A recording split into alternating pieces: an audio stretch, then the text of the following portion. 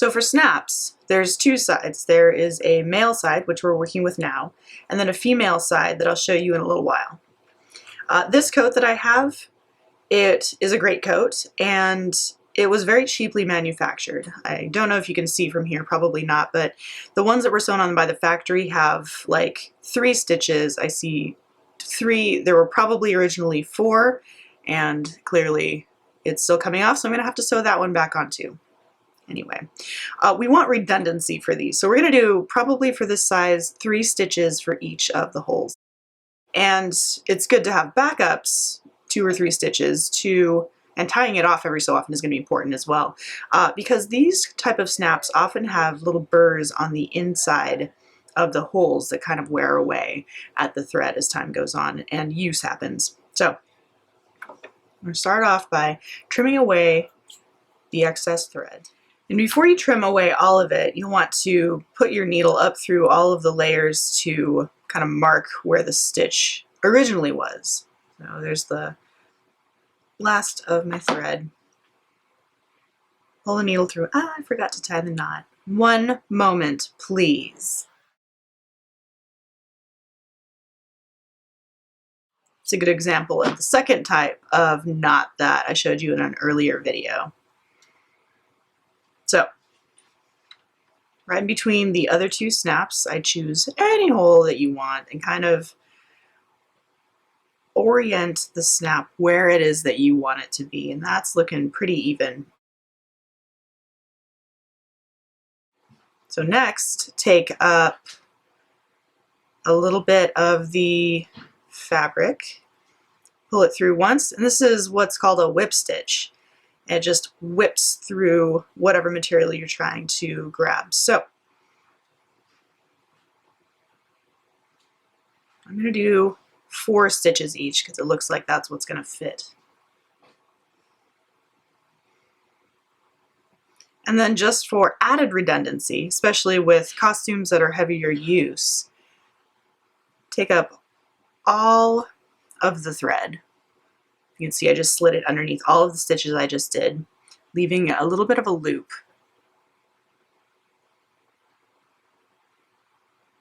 And then, just like the French knot, taking the needle, winding it through the loop a couple of times, and then gently pulling it closed. And that locks down this individual stitch, this individual loop. So it's not going to go anywhere, even if the other ones break. Over here, it was just continuously wound through, and that's why eventually all of these are going to fall off just because one fell off.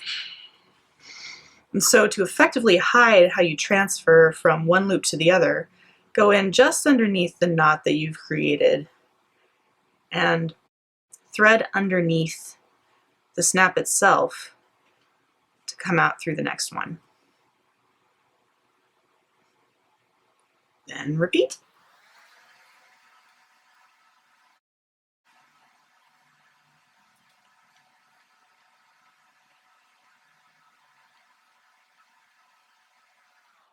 If you can't quite get it through that loop, just come up underneath and then anchor it, the new stitch, anchor it just underneath the next loop, and it should pretty effectively hide that thread.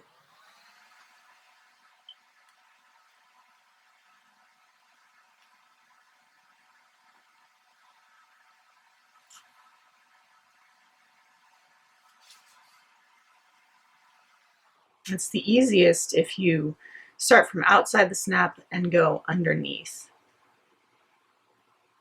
Because if you go this way, you're going to have to deal with a straight piece of metal on a straight piece of metal, and it's hard to get that to be accurate and neat looking.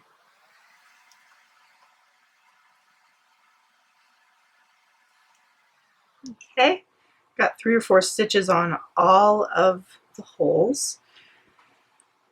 I'm going to tie up just like I did the other 3. Oh, I was messy, I was hasty. I got that little extra loop. That's okay. Come in another time. Lock down a second loop, being a little bit more careful than I was this time. Then you can trim off all 3. No harm done. Next up is the female side, and it's just the opposite. The male side goes in the female side, you know, like science class. So put that aside for a second. Here's my remaining thread that's captured right there. So I'm going to just put my needle here to mark my place and then pull the rest of that extra thread out. Lay the female piece down there, have my knot tied good.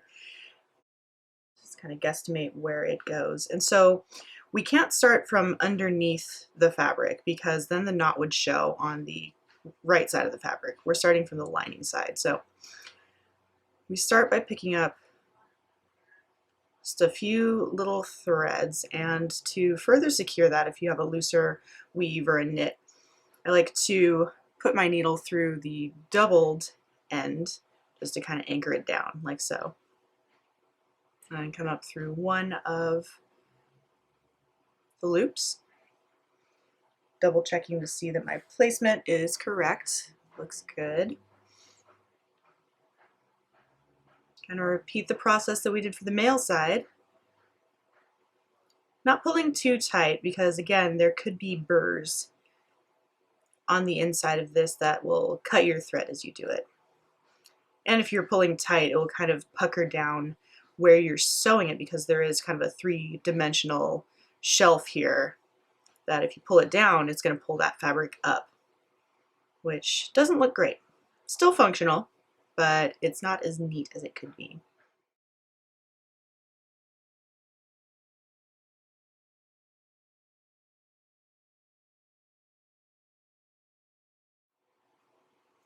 Underneath to hide my stitch, and I'm only picking up the lining piece of this material. If you flip it over, you won't be able to see that stitch at all, which is ideal.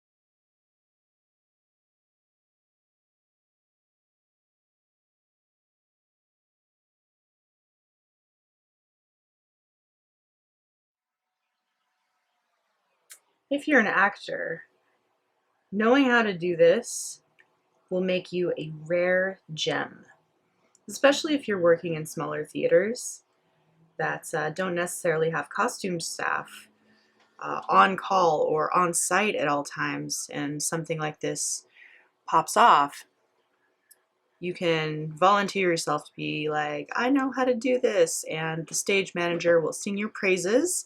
You can even put this as a bullet point on a resume and say, like, not only can I act and sing and dance, I can sew on snaps. You should hire me.